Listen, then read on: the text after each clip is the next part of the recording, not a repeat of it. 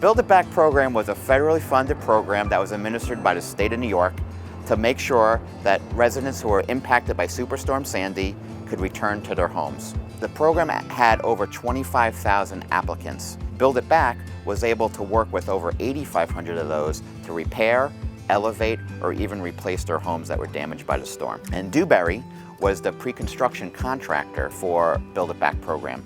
Through that, we performed inspections of the storm-damaged structures, determined the pathway for the ultimate solution, and did a comprehensive environmental review to make sure that all federal, state, and city requirements were followed. Dewberry's work was essential for the citizens in New York get the funding that was needed.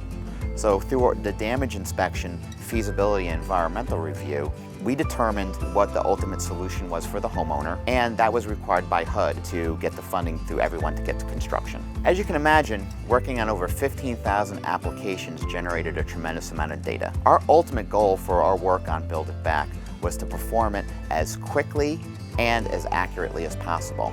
To do that, we automated a lot of the processes, leveraging the power of cloud computing and GIS technologies. This automation not only pre-populated forms with administrative information like applicant ID number and address, but actually had built-in logic that could make determinations on potential impacts and also funnel those reviews to the appropriate subject matter expert where applicable. Using this automation, we estimated that we improved efficiency by over 500% while also increasing accuracy by over 200%. Build It Back program really was a catalyst for doing a lot of construction on some of these storm damage areas. The goal of the program was to leave every structure better than it was before.